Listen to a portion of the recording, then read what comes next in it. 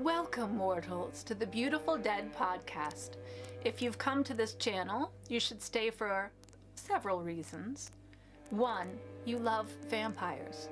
This is a vampire podcast where we break down movies, TV shows, and books about vampires. We talk about the universe that's been created, how are they made, what rules do they have to follow, and more. Every once in a while, like October, I set aside the fiction and talk about all things vampire. 2, you have a podcast or would like to have a podcast and want to see behind the scenes of recording one. I edit out very little, so you will get to see mistakes and interruptions and learn along with me. Or 3, you're a fan of the podcast and you just want to watch me record it live. Or you like my books and you can't get enough of me. So, if you're still here, I promise it's due to your own free will, and I have not used my powers to keep you here. Now, watch the title cards and listen to the music along with the podcast. I'm gonna go get a bite, and I'll meet you back here, nice and full.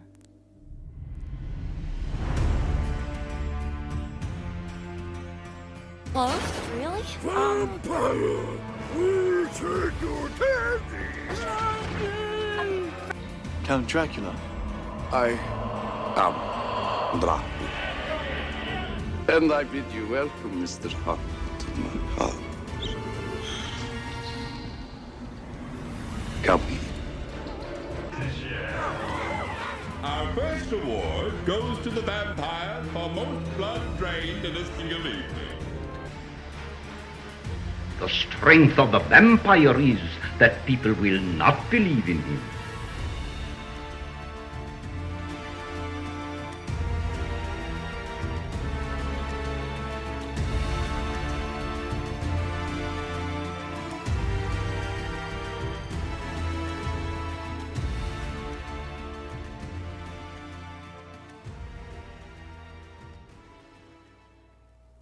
Good evening, my fellow vampire lovers. The sun is going down, and you know what that means. It's time for me to record another episode of my podcast, The Beautiful Dead. As always, I'm your host, Lena Nazari. Easiest way to reach out to me, lenanazari.com. You can find links to social media, ways to reach out to me, my email, that's lena@lenanazari.com. You can also see the latest news on the books. You can join my Fanged family, which I highly recommend, or join my street team, which is even better. And you can also see appearances. My next appearance is going to be Fan Expo Philly. That is the first weekend of May in Philadelphia. And I'm waiting to hear if my panel is selected, so I will let you know as soon as I hear that. Guys, I think I'm going to pump the brakes on appearances this year. I did just about one every month last year, and it was too much. I have so much fun, and I love getting out there and talking to everybody, but that means other things get put on the back burner, and this year I really want to focus on, getting quality books out, building the YouTube and the podcast. As you know, I'm rebranding, so I should actually be seeing my new logo sometime by the end of March, beginning of April, so you guys will be seeing it then. I have lots of hopes and dreams, and I spend so much time and energy and money on all of these appearances that I have to make a tough choice this year. So less appearances, but you can watch my website for that. I just came out of the mountains. I spent last weekend in the mountains and came back with an edited version of Reese with some rewrites. It's pretty much ready. So I'm just waiting to hear back from my editor. Any feedback they have, I will incorporate, but the plan is to have it to the publishers by the end of March. So if you want to see the cover before anyone else, you want to know when it's coming out, you want the release date before anybody else, then you have to join my Fanged family or watch my social media. Tonight's vampire tea. I went with Moonlight and Serenade. I like this one a lot. I try and tie in themes with the movies, but it doesn't always work, so then I just pick one that I really like. And this one is black tea with cornflower petals, sunflower petals, jasmine, and almond. It's a fan favorite. So go check them out at vampiretea.com. Tonight I have it in my Libra mug. For those of you who don't know, I'm a Libra. So last week's video was unfortunately unusable. The video was all staticky. So I don't know if that's because my new mic was too close or what was going on. So we've rearranged everything and hopefully we're going to fix whatever the issue is. Fingers crossed. We'll find out when I go to edit. All right, so this week we are talking about, when I was at Monster Mania last November, there was a booth across from me from the VHS Preservation Society. Shout out to them. And they had a bunch of like obscure VHSs that they had burned onto DVD. So I was seeing some labels that were like unlocking memories. And that is how I stumbled across this week's movie as well as next week's movie. So I'm very excited to talk about these. And let me know if you like this new format of video. I'm going to be showing snippets from the movies. You guys let me know if you enjoy that or if you'd rather just watch me talk. It's completely up to you. But I love to hear feedback. And I really want to grow this channel into something that vampire fans and movie fans really enjoy. So, alrighty, let's do it. Let's talk about Martin. Spoiler alerts if you have never listened to this podcast or watched the videos. I'm going to ruin everything. I do a summary at the beginning so that those of you who haven't seen it can kind of have an idea of what's going on or to jog the memories of someone who hasn't seen it in a while. So I am going to ruin things for you. So don't be mad at me if you continue to watch and then I ruin things for you. All right. Martin. So Martin is from the 70s and it was shot right here in Pittsburgh, not far from here actually. So we'll talk about it. A young man, Martin, traveling on an overnight train from Indianapolis to Pittsburgh, sedates a woman with a syringe full of narcotics, slices her forearm with a razor blade, and then drinks her blood, allowing her to slowly bleed to death. The next morning, he's met at the train station by his elderly cousin, Tadej Kuda, who gets just called Kuda throughout this, who escorts him to a second train destined to Braddock, Pennsylvania. Martin claims to be much older than his appearance would suggest. He has romantic monochrome visions of religious icons, vampiric seductions, and torch-carrying mobs. Malorum radix formum. But whether these are memories or fantasies is not specified. Kuda has reluctantly agreed to give Martin room and board alongside his granddaughter Christina. Kuda is a Lithuanian Catholic who treats Martin like an old world vampire, referring to him as Nosferatu. He tries unsuccessfully to repel Martin with strings of garlic and a crucifix, to which Martin mocks these attempts. Christina is also highly skeptical and critical of Kuda's beliefs and think that Martin should receive psychiatric treatment. Kuda warns that if Martin murders anyone in Braddock, he will stake him through the heart. Martin seeks advice from a local radio disc jockey who dubs him the Count. He rejects many common perceptions about vampires, saying there's no magic stuff, and the DJ's listeners consider Martin to be a hit. Martin gets a job at Kuda's grocery store, helping him deliver groceries to customers. One of his customers, Abby Santini, a depressed housewife, becomes taken with Martin. Martin phones the radio show host to describe his infatuation with Abby and senses that she wants to have sex with him. Please.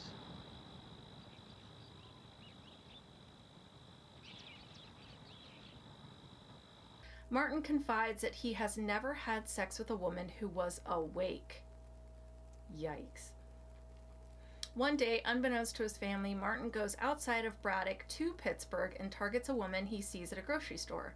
Believing her to be alone while her husband is away on business, he breaks into her house but finds her in bed with a lover. And after a series of struggles, Martin kills and feeds on the man instead of the woman, then drugs her before leaving the scene.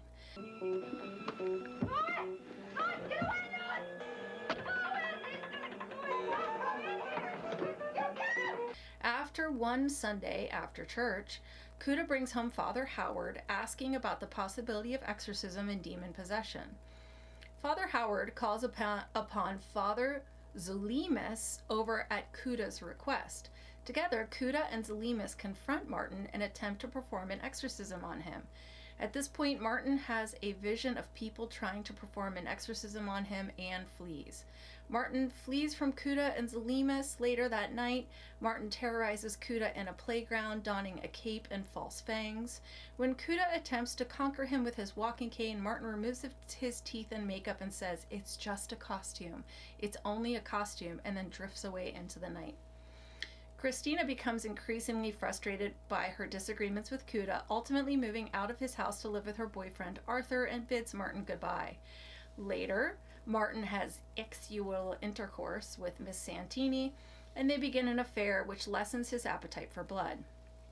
Later, worried about experiencing withdrawal, Martin attacks a pair of homeless derelicts and narrowly escapes the police. Upon returning to Braddock, he visits Abby only to discover that she has committed unaliving by cutting her wrists in the bathtub.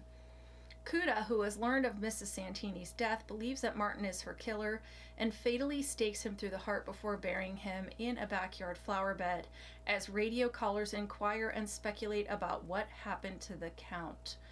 Kuda ends by placing a small crucifix atop Martin's grave. Whoever wrote that summary, shout out to you. That's very good and very thorough and very easy to understand. Okay, so there is a vampiric crossover. So a very young Tom Savini, which is a Pittsburgh, hero. Everybody in Pittsburgh loves him. Very young Tom Savini is in this, and of course he was in From Dusk Till Dawn, and he's in Lost Boy, The Tribe, as well as Innocent Blood, which, if you guys remember that, I did that way back in the beginning. That was another Pittsburgh vampire movie. So if you want to have a theme weekend, you can watch this one and Innocent Blood. Now, before we start to break down the world of the vampires, I want to make something very clear. This movie is similar to Vampire's Kiss with Nicolas Cage in the fact that the main character, I believe, in my opinion, is not a vampire, is mentally ill. He believes he is a vampire, and we get to see sort of his mind's eye about what he perceives is happening, and when that happens, it's in black and white, and it's very romanticized. While he's committing awful acts, he sees it as like this romantic, tortured vampire existence. So I'm going to break down his interpretation of himself as a vampire. I will try to be clear. I will try not to get too confusing, but in my opinion, Martin is not a vampire, but believes he is. So we're going to talk about what he believes he is. I hope that makes sense. Follow along with me. Let's just do it. All right. Relationship to humans. He works amongst humans, preys on humans, has relations with humans, and stays with his human relatives. So kind of classic vampire existence. As far as relationship to animals, that is never addressed. We never see an animal in this movie. All right, appearance. So he appears human, obviously. He appears to be, I want to say, mid-20s, but he's telling everybody he's 84. Okay. No fangs. So we mentioned this in the summary. He uses a razor blade or glass or whatever he can get his hand on to cut the person open and drink their blood. He uses a syringe of opiates to put them under so that he's able to do this, and then just leaves them to bleed out. So blood, yes, he does drink the blood.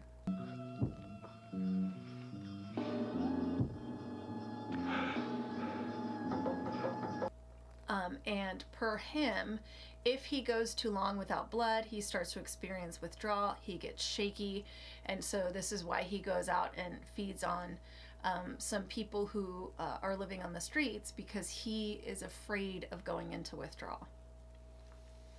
Food, yeah, we see him eat several times, as well as sunlight. We see him in the sunlight. Sleep. He can sleep anywhere. So, like with Vampire's Kiss, we see Nicolas Cage start to sleep under the couch or sleep in a or something, just because he's starting to believe that he's a vampire. But Martin doesn't do any of that. He sleeps in a bed. Holy items. They have no effect on him. As a matter of fact, he does have a cross pulled on him. He looks right at it. He says, this is not going to work on me. Nosferatu. As well as there is an exorcism, which we don't see that too often in vampire movies. So that was an interesting scene. But holy items don't affect him. Rules and or powers. So there are none. As he explains to the radio disc jockey and to his cousin Kuda, there is no magic. Magic isn't real. He does explain to the DJ, like, all of those rules that you think you know about vampires are not true. I don't need to be back to my coffin before sunrise. All the stuff that you know about vampires are myths. None of it is real. So per him, the only thing that makes him a vampire is that he's drinking blood and he doesn't age. How are they made? Obviously this isn't explained, but Kuda says to his granddaughter that there's some form of family curse or generational curse where, like, every so many generations a vampire is born into the family. But obviously Kuda also has some mental illness, in my opinion, because he believes this to be true, to the point where he actually kills Martin because he so believes that this young man is a vampire and needs to be destroyed. Heartbeat or breathing, I feel safe saying that he has both of those things. How do they die? Okay, so Martin is staked through the heart.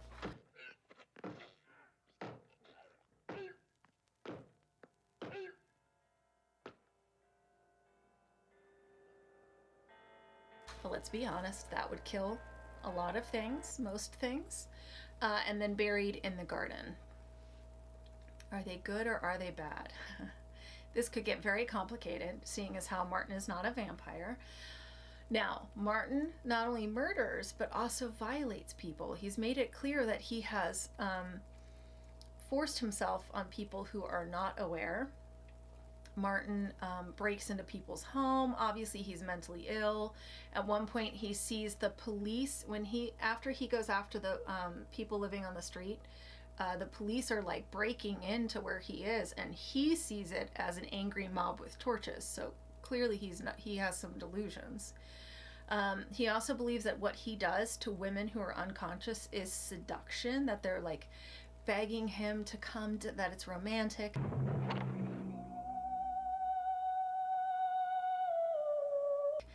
So while his acts are heinous, he openly talks about it to the radio DJ, so I don't know that he fully comprehends that what he's doing is wrong. And then, of course, his own family members kill him and put him in the backyard. So for my own interest, I am not going to state whether he is a good person or a bad person because he is not a vampire, and I don't feel like I can speak to that. So we're going to move on because I don't need to get canceled today. Tropes I love and tropes I hate. So I love the idea of a family curse. Even though it's not true, in my opinion, in this movie, I do love that idea that like every so many generations of vampires just born into the family. What a great concept. Tropes I hate. So I hate vampires that can be in the sun and are powerless and don't have fangs, but it works for this because I think the point of this movie, and I don't want to speak for George Romero, but I think the point of this movie is that you're supposed to spend the whole time going, is he a vampire? Is he not a vampire? I don't know. It could go either way. So it works for this movie. However, we all know how I feel about this. All right, let's do the ratings. How scary or evil is Martin? He murders without prejudice. Women, men, in their homes, on the street. He just does not seem to care who. It's just whoever is convenient. He's not bound by the sun, but he has no powers. He's killed very easily in his sleep. I mean, as a human, he is very ill and very dangerous, and he has access to people's homes because of his job delivering groceries. So this is tough because he's not a vampire, but we are going to say, as Martin himself, I give him an 8 out of 10. He really believes he's a vampire. He's very unassuming. He easily like walks into someone's home. I mean, all the women of Braddock are kind of like talking about him when he first gets there because he's young and he's new and they're excited by it. So he has a lot of access to people, and that is very scary. And he is unchecked, in my opinion, and mentally ill, which is terrifying. So 8 out of 10. Stakes to the heart for Martin. So let's flip it. How sexy or alluring is Martin? He's not a vampire, so he does not get the honorary vamp point. He takes women by force when they're unconscious. So for the first time ever on this podcast, we have a negative rating. -5 out of 10 for sexiness and allure, because he doesn't even get the honorary vamp point, and then he gets points taken away for what he does to people. So -5. That is like a first time on this podcast and a record. And I want to say congrats, but no, that's not something to congratulate you on. My thoughts. So this is one I never would have known about if it weren't for the podcast. I think someone mentioned it to me sometime. They're like, oh, you live in Pittsburgh and you love vampires. Have you seen Martin? So then when I found it at the VHS Preservation Society, I was so excited. A big thank you to them for keeping this in circulation. I read that George Romero cites this as his favorite of his movies. It was really, really cool to see Pittsburgh, especially Braddock, in the 70s. It was like going back in time. And if you guys knew what Braddock looks like now versus what it looked like then, I was blown away. It almost kind of made the movie like even more sad and depressing, because I saw what Braddock used to look like in the 70s. So it was tough, because it was this thriving, beautiful city, and now it is not that. It has fallen apart. It was perfect for a man whose mental health is clearly suffering, and then his ultimate demise. It was such a beautiful setting, and then to have this like darkness happen I thought it was very well chosen. It's sad that he needed help, but instead the DJ was using him for like good sound bites. His cousin dipped out and left him with a man that she knew was full of superstitions and also not well, and she just like walked away. So all these people that should have been helping Martin did not. I know this is a vampire podcast and this is supposed to be fun, and my review is like kind of a bummer this week, but I'm just being honest with how the movie made me feel. I will definitely let serious vampire fans borrow this movie to watch it. If you happen to be a part of my life and you want to borrow this, promise you got to bring it back. But I want you to be able to see it. It's almost like this rare piece of art. I don't know if I ever want to watch it again. I think it will be seared in my brain for the rest of time. So now when people say George Romero, I won't be thinking of Night of the Living Dead. I'll actually be thinking of Martin. It'll be the first thing to pop in my head. All right. So, like I said, next week will be another one that I found thanks to the VHS Preservation Society. So when I saw Martin, I was like, dude, oh my God, Martin. I've been looking for this everywhere. And the guy was like, oh yeah, do you like vampires? You should see Nocturnia. And I was like, what's that? So I will be shocked if you know this, because I had never heard of it. Let me just tell you, come back next week with your best dancing shoes on, because this is an obscure vampire love story set to disco music. That's right, disco. Set in the world of disco in New York. You gotta come back for that. If that doesn't entice you back, I don't know what's gonna. All right, gang, that is it for Martin. Let me know your thoughts down below on the new way that I'm doing the videos. For those of you who live in the dark, sorry about daylight savings, kind of a bummer, but I want you to take care of yourselves, and I want you to meet me back here next week with your nicest disco outfit on. In the meantime, I wish you wicked hugs and bloody kisses. Good evening.